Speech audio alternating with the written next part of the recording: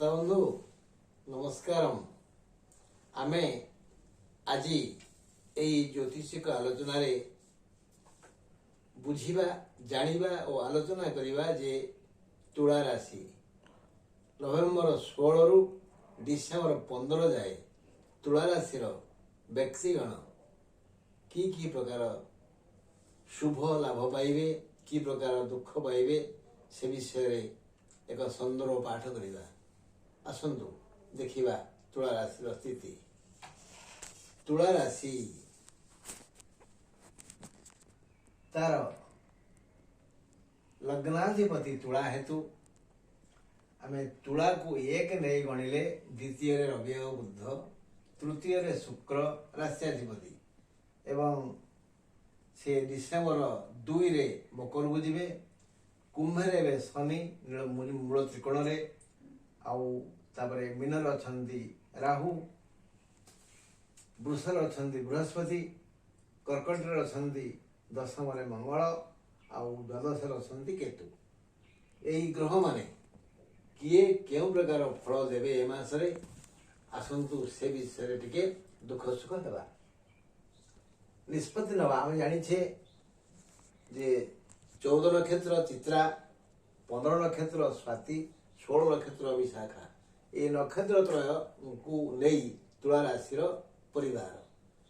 तेणु यही 14, 15 और 16 चित्रा स्वाति और विशाखा किए केउ प्रकार फल पाइबे से विषय ग्रह माने कौन क्या देवे, का मुंडरे हाथी सुना कलश ढालिबो आउ क्या ठेली पेली नहीं पंख गाड़िया को फिंगी दब।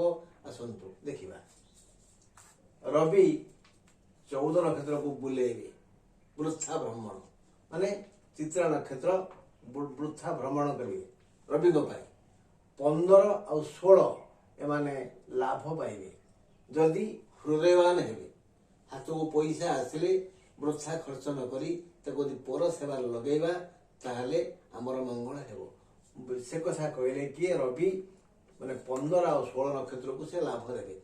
लाभ विभिन्न दिगरे हेबो। बृहस्पति प्रति नक्षत्र माने 14, 15, 16 ये 3 नक्षत्र को हृदय रे प्रीति लाभ करेबे। से माने जदि अन्य को प्रीति बांटिबे, अन्य को भल पाइबे ताहले बृहस्पति करुणारू से माने महासुख रहिबे। शनि 14, 15 को लाभ देवे और 16 को राज्य लाभ देवे। राज्य अच्छी आमर घर, आमर जमी, आम बाड़ी, आम पुत्र भी आम राज्य, आम चाकरी राज्य, आम व्यवसाय राज्य ये सुख देवे किए शनि। क्या ना 16 आउ हाँ 16 को देवे। 14, 15 को से देवे लाभ। से लाभ भी यही हम जदि आम अन्य को लाभ किसी बांटा अन्य को दे शिखा ताले मंगल हेब। राहु 14, 15 को संतान देला भलिया सुख देवे आउ सुख भी देवे। 14, 15 को सुत देवे सुख देवे, 16 को सुख देवे एवं शांति भी देवे। ये सुख शांति राहु दवा मूले रहिबो जे आम मन रहिबो आमे केमती ये सुख को अन्य सब बांटिबा। अन्य ओठरे सुख देखी जे खुशी हुए तार सुख चिरस्थायी, जे अन्य ओठरे दुख देखी सुखी हुए तार सुख मिले जाए ठीक हाथ में बरफ मिलेला भली। केतु पीड़ा देवे का घरे मृतवत पीड़ा। यही 3 नक्षत्र जेहेतु केतु अछंती द्वादश रे तेणु से मृत्युवत पीड़ा देवे क्या 14, 15, 16 को जदि आमे किसी पुण्य कार्य न करिबा पूर्व तो लाभ पाइले अन्य ग्रह मान लाभ देवे, सुख देवे, शांति देवे। आमे से लाभ सुख शांति को जदि अन्य सह न बांटिबा ताहले केतु द्वादश रे रही से हमको कांधे पीड़ा देवे, भयंकर पीड़ा हो। षष्ठस्थ राहु आगुरा बहुत आलोचना करजे जे पाप ग्रह माने जदि तृतीय, षष्ठ, एकादश रहंती ताहले बहुत भल फल दियंती। राहु एवं षष्ठ रे तेणु षष्ठ राहु धन जन गोप लक्ष्मी सब वृद्धि करेंगे। एबे भी आउ थे कहीदे यही धन जन गोप लक्ष्मी को जदि आमे अन्य सेवारे विनियोग करिबा ରାହୁ ଦୁଷ୍ଟ ଗ୍ରହ ହେଲେ ବି କଷ୍ଟ ନ ଦେଇ ସବୁ ସୁଖ ଅଜାଡ଼ି ଦେବେ। ଷଷ୍ଠ ରାହୁ ସରିଲା। ଏବେ ଅଷ୍ଟମସ୍ଥ ଗୁରୁ। ଅଷ୍ଟମସ୍ଥ ଯେକୌଣସି ଗ୍ରହ ଦୁଃଖ ଦେଇଥାନ୍ତି। ଅଷ୍ଟମରେ ବୃଷରେ ଅଛନ୍ତି ଗୁରୁ, ସେ ଦୁଃଖ ଦେବେ, ବହୁତ ଦୁଃଖ ଦେବେ। ଅଷ୍ଟମସ୍ଥ ଗୁରୁ ଶାରୀରିକ ଯନ୍ତ୍ରଣା ବୃଦ୍ଧି କରିଥାନ୍ତି, କିନ୍ତୁ ସେ ହିତାକାଂକ୍ଷୀ, ସେ ବିଚାରବନ୍ତ, ସେ ଦେବତାଙ୍କର ଗୁରୁ, ଋଷିଙ୍କର ଗୁରୁ। ତେଣୁ ଆମ ସମସ୍ତ ନମସ୍ୟ। ତଥାପି ସେ ବିଚାର କରିବେ ଯେ ମୁଁ କ'ଣ କରିବି। ଉପରା ଆଲୋଚନା କରିବେ, କ'ଣ ଦେବେ ନା ପ୍ରୀତି ଦେବେ, ଲାଭ ଦେବେ। ଶାରୀରିକ ଯନ୍ତ୍ରଣା ହେଲେ ବି ଯଦି ଆମେ ଅନ୍ୟକୁ ଭଲ ପାଇବା, ଯନ୍ତ୍ରଣା ଦୂର ହେଇଯିବ ନା। ଏବେ ଆସିବା ଆମେ ନବମସ୍ଥ ମଙ୍ଗଳ ପାଖକୁ। ନବମସ୍ଥ ମଙ୍ଗଳ ସୁଖ ସମୃଦ୍ଧିର କାରଣ। ନବମକୁ ଭାଗ୍ୟସ୍ଥାନ କୁହାଯାଏ ନା, ତେଣୁ ଆମର ଭାଗ୍ୟ ବୃଦ୍ଧି କରିବେ ମଙ୍ଗଳ। ଅର୍ଥାତ୍ ଏଇ 14, 15, 16 ନକ୍ଷତ୍ରର ଭାଗ୍ୟ ବୃଦ୍ଧି ହବ, ସବୁ ସୁଖ ମିଳିବ, ଶାନ୍ତି ମିଳିବ ମଙ୍ଗଳ ପାଇଁ। ଏଇ ମଙ୍ଗଳକୁ କରୁଣା ପାଇବାକୁ ଥିଲେ ଯଦି ଆପଣମାନେ ଆଉ ଟିକେ ସୁଖ ଚାହାନ୍ତି, ତାହେଲେ ମାଟି ଜାଗାରେ ଘରେ ଯୋଉଠି, ଘର ବାହାରେ ଯୋଉଠି ମାଟି ଥିବ, ସେ ଜାଗାକୁ ଆମେ ପ୍ରତି ମଙ୍ଗଳବାର ଦିନ ଟିକେ ଗୋବରରେ ନାଲି ଗାଈ ଗୋବରରେ ଟିକେ ଲିପିଦେବା। ତା ମଝିରେ ବୁନ୍ଦାଏ ସିନ୍ଦୁର ବିନ୍ଦୁ ଲଗେଇଦେବା। ମା ମାନେ ଯେମିତି ମୋ କପାଳରେ ସିନ୍ଦୁର ପିନ୍ଧନ୍ତି। ତାପରେ ସେଇଠି ଲାଲ ଫୁଲ ଦେଇକରି ଓଂ ମଂ ମଙ୍ଗଳାୟ ନମ ଯଦି 9 ଥର କହିବା, ତାହେଲେ ମଙ୍ଗଳ ଆଉ ଟିକେ କୃପା କରିବେ। ଏବେ ଆସିବା ଆମେ ଦ୍ୱାଦଶସ୍ଥ କେତୁଙ୍କ ପାଖକୁ। ଶାରୀରିକ ମାନସିକ ଯନ୍ତ୍ରଣା ବଢିଯିବ, କାରଣ ସେ ଅଛନ୍ତି କୋଉଠି? ଦ୍ୱାଦଶରେ। ଦ୍ୱାଦଶକୁ ବ୍ୟୟ ଘର କୁହାଯାଏ। ସବୁ ବ୍ୟୟ ହେଇଯିବ। ମାନ, ସମ୍ମାନ, ଇଜ୍ଜତ, ଧନ, ରତ୍ନ ସବୁ ବ୍ୟୟ କରିବେ କେତୁ। ସେ ଅଛନ୍ତି ଦ୍ୱାଦଶରେ। କିନ୍ତୁ କେତୁ ଏଠି କ'ଣ କହିଲେ? ସେ କ'ଣ କରିବେ ନା ପୀଡ଼ା ଦେବେ। ତେଣୁ ହେ ବନ୍ଧୁ, ଆମେ ଟିକେ ଧର୍ମ କରିବା। ଧାର୍ମିକ ଲୋକକୁ କେହି ପୀଡ଼ା ଦେଇପାରେନି, କେତୁ ବି ଦେଇପାରିବେନି। ଧର୍ମହୀନ ହେଲେ ଆମକୁ ପୀଡ଼ା ନିଶ୍ଚୟ ଆସିବ। ଦ୍ୱିତୀୟରେ ଅଛନ୍ତି ବୁଧ। ବିବିଧ ଲାଭ ହେବ। କ'ଣ ଲାଭ ହବ? ଯିଏ ଯାହା ଲାଭ ଖୋଜେ, ମିତ୍ର, ପୁତ୍ର, ଛତ୍ର, କଳତ୍ର, ସବୁ କିଛି। ମୁଁ ବନ୍ଧୁ ଚାହୁଁଛି, ମତେ ବନ୍ଧୁ ମିଳିବେ। ମୁଁ ଛତ୍ର ଚାହୁଁଛି, ମାନେ ପୋଜିସନ ଚାହୁଁଛି, ମତେ ପୋଜିସନ ମିଳିବ, ପଦବୀ ମିଳିବ, ପ୍ରମୋସନ ହବ। ମୋର ପୁତ୍ର ଦରକାର, ମତେ ବୁଧ ପୁତ୍ର ଦେବେ।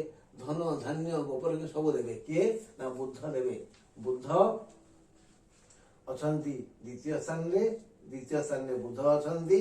ଏ ସବୁ ସୁଖ ଦେବେ ଆମକୁ। ଏବେ ଶୁକ୍ରକୁ ଆସିବା। ଶୁକ୍ର ଡିସେମ୍ବର 2ରେ ମକରକୁ ଯିବେ। ଏବେ ଶୁକ୍ର ଅଛନ୍ତି କୋଉଠି? ଏଇଠି ଅଛନ୍ତି। ଶୁକ୍ର ଅଛନ୍ତି ତୃତୀୟରେ ଅଛନ୍ତି। ସେ ତୃତୀୟ ଧନୁରେ ଅଛନ୍ତି। ସେ ଡିସେମ୍ବର 2ରେ ମକରକୁ ଯିବେ। ସିଏ ଏବେ ଚତୁର୍ଥ ହେଇଯିବେ।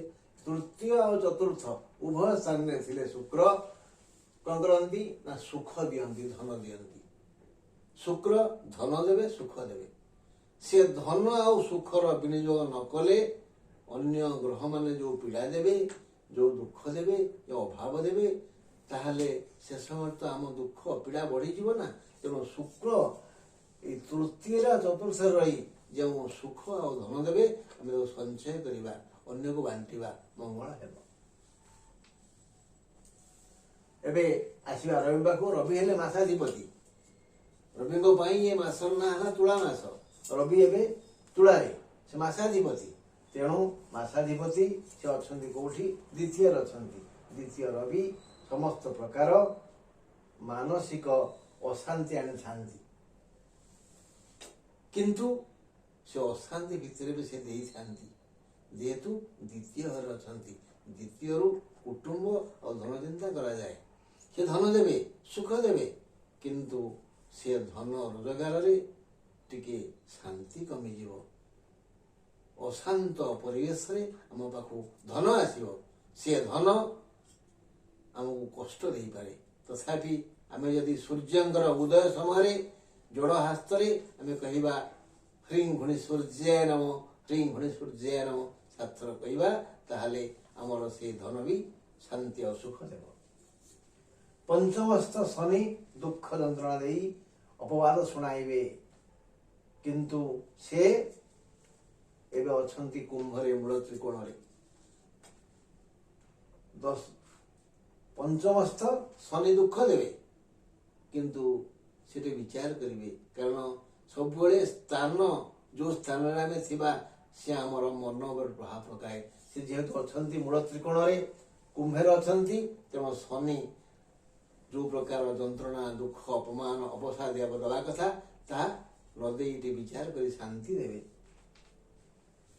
बस परिवार मझी खुंट घरणी गृहिणी गृहमुच्यते गृहिणी गृहमुच्यते न गृह गृहमित्याउ घर को चारिकांथरे बेष्टित परिवेश को घर कहुए घरणी को घर कहुए से प्रफुल्लित हेबे ये मासटी से शुभ दब अशुभ भितरे बहु जंजाल भितरे सी सुख पाइबे हैला तांकर शारीरिक समस्या देखादेव तथापि से खुशी हेबे थंडा रोग तांको छाड़ीबनी आउ देह चर्म रोग भी किसी हम आ भीतर भी से सुख पाइबे आनंद पाइबे पंचमाधिपति शनिंकर तृतीय दृष्टि रही महिला माने बड़ बड़ समस्या को समाधान करेंगे घरे पारिवारिक जो कलह हबार थी से सब संभाल नहीं जीवे से जना अच्छी धैर्य धरवे पथर परी हेबे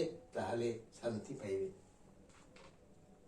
थंडा आक्रांत हेबे मंगल अष्टम रे शनि थिबारु शनि अछंती कोठी कुंभरे मंगल अछंती कोठी कर्कट रे तेणु ये 7 8 तेणु छात्र छात्री माने विशेष उपकृत हेबे ये मासरे संतान मानकर और छात्र छात्री मानकर विशेष मंगल हम शनि अमंगल कर जेहेतु से भल स्थान नहांती ना मंगल क्यों पाप दृष्टि को हरण करेंगे प्रथम कुंभ हरण करेंगे मंगल हरण करेंगे छात्र छात्री विषय मंगल है मंगल द्वितीय सप्तम जेहेतु धन दाम्पत्य सुख और आय वृद्धि करेंगे तेणु पारिवारिक समस्या प्राय हेब नाही आम जी जो दायित्व अच्छा जी जो दायित्व अच्छा व्यवसाय करूँ कृषि करूँ सैनिक हो देश रक्षा करूँ डाक्तर हो चिकित्सा करूँ